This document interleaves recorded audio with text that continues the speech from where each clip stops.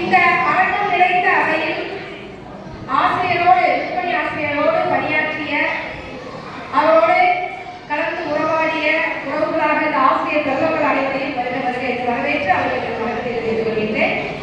சுற்றும் சூழல், அதாவது ஆசிரியருக்கு உதவியாக இருந்து சுற்றத்திலே குற்றவாளிகளும் இணைந்திருந்து அவர்களை இதுவரை நல்ல பணியாற்றக்கூடிய ஒரு நிலையில் வைத்திருந்தமைக்காக அந்த உறவுகளுக்கு அனைவருக்கும் என் வணக்கத்தை தெரிவித்துக் கொள்கின்றேன். மேலும் அவரோட இணையர் அவரை தான் முதல்ல சொல்லணும். அவர்களுக்கு கூடயே இருந்து அனைத்து உதவிகளை செய்து ஒரு ஆசிரியர் பணி சிறப்பதற்கு இருந்து வாழ்க்கையை சிறப்பாக கொண்டு சென்ற ஒரு இளைஞர் அண்ணா அவர்களுக்கு என் வணக்கத்தை தெரிவித்துக் கொள்கின்றேன். அவருடைய குழந்தைகள் அன்பு மகள் அடுத்த பேர குழந்தைகள் அனைவருமே அவரோட ஒற்றுமையாக பணி சிறக்க உதவியதற்காக அவர்களுக்கு வணக்கத்தை தெரிவித்துக் கொள்கின்றேன். ஆசிரியர் என்பவர் யார்? ஆசிரியர் என்பவர் குற்றத்தை நீக்கக்கூடியவர். ஆசை குற்றல் பிரியர் அப்படின்னு சொல்லுவாங்க.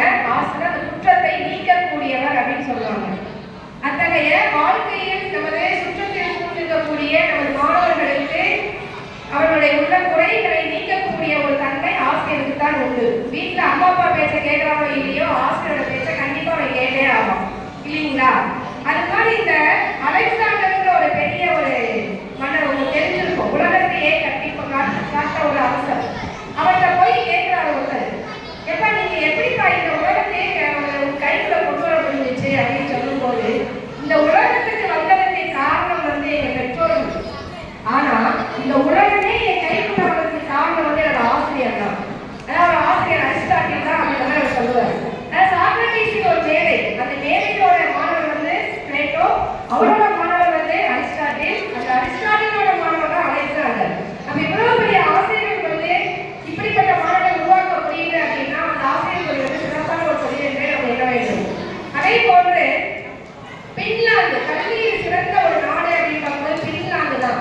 அந்த பின்லாந்து நாட்டுல 10ஆம் கிளாஸ் முடிச்ச உடனே கல்லூரிக்கு போகக்கூடிய ஒரு வாய்ப்பு உண்டு. நல்லா சிறந்த மாணவராக இருந்தா 10ஆம் கிளாஸ் முடிச்ச உடனே 10th முடிச்ச உடனே காலேஜுக்கு போகலாம். அப்படி ஒரு வாய்ப்பு கொடுக்கும்போது அந்த காலேஜ்ல ஒரு புத்தகம் வச்சிருக்காங்க. அந்த பிள்ளைக்கு வழிகாட்ட ஒரு புத்தகமா வச்சிருக்காங்க.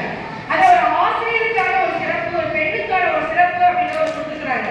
அது என்ன கொடுத்துருக்காங்க அப்படின்னா ஒரு உண்மை நிகழ்வுதான் அதை வச்சிருக்காங்க. என்ன கொடுத்துருக்காங்க அப்படின்னா, அந்த ஜப்பான்ல ராணுவ ஆட்சி ஏற்படுது. அந்த ராணுவ ஆட்சி ஏற்படும் பொழுது அந்த ராணுவ உடை அணிந்து நிறைய கொள்ளையர்களும் ஏற்படுறாங்க.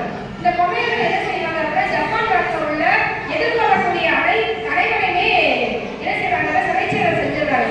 நிறைய கொண்டு குவிச்சிடுறாங்க. அப்படி நடக்கக்கூடிய அந்த நேரத்தில் ஒரு பெண் 2 குழந்தைகளை வாசல்ல வச்சு சோறு ஊட்டிட்டு இருக்கிறாங்க. அப்ப அந்த கொள்ளையர் வரக்கூடிய அந்த குதிரைப்புறம்போட சத்தம் கேட்குது. கேட்டோட அந்த பெண் என்ன செய்யறாங்க, 2 குழந்தையை காப்பாற்றுங்க, 2 குழந்தைகளுக்கு தூக்கிட்டு போக பார்க்கறாங்க. அவங்களால போக முடியல, அவங்களால ஓட முடியல அப்படின்னா என்ன செய்யறாங்க, 2 குழந்தைகள் ஓட பார்க்கறாங்க. அந்த ஒரு குழந்தைய இழுத்து இறக்கி விட்டுட்டு ஒரு குழந்தைய தூக்கி இழுத்து என்ன செய்யறாங்க, மரத்துக்கு போயிடுறாங்க.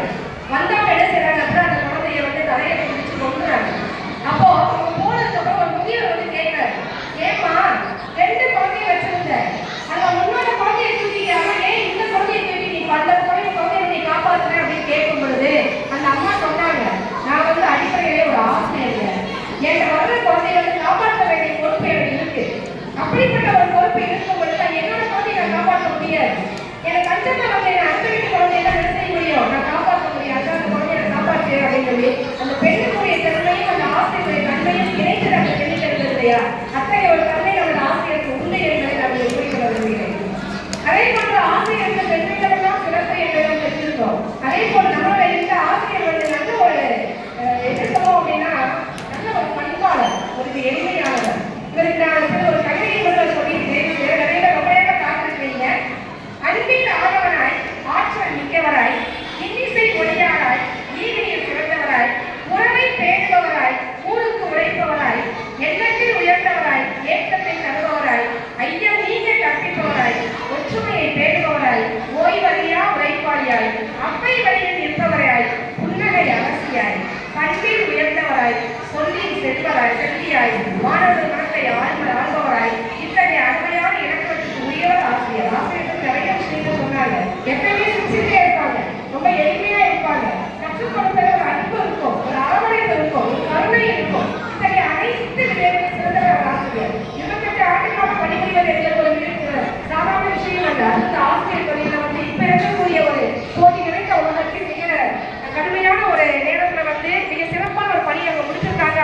அது ஒரு பெருமை தரத்தக்க ஒரு விஷயம்தான். அறிவொளி ஏற்றி வைத்த ஆசிரியரே, அன்பின் வழிகாட்டிய அன்னையே, எண்ணற்ற மாணவர் இதயங்களில் என்றும் நிலைத்திருக்கும் ஒளி விளக்கே, கரும்பலகை முன்னே நின்று நீர் கனவுகளுக்கு சிறகுகள் தந்தீர். புத்தக பக்கங்களை தாண்டி புதிய உலகை காட்டிச் சென்றீர். ஒழுக்கம் என்னும் நட்பாதையை ஒவ்வொரு நாளும் உணர்த்தினீர். வெற்றியின் விளைகளை விளைத்து வாழ்வில் தோற்ற வளரச் செய்தீர்.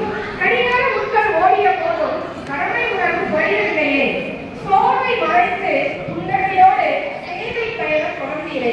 இன்று ஓய்வு பெறும் நாளிலே இன்பம் பொங்க வாழ்த்துகின்றோம். உங்கள் உழைப்பின் புகழில் உலகம் முழுவதும் பரவட்டுமே.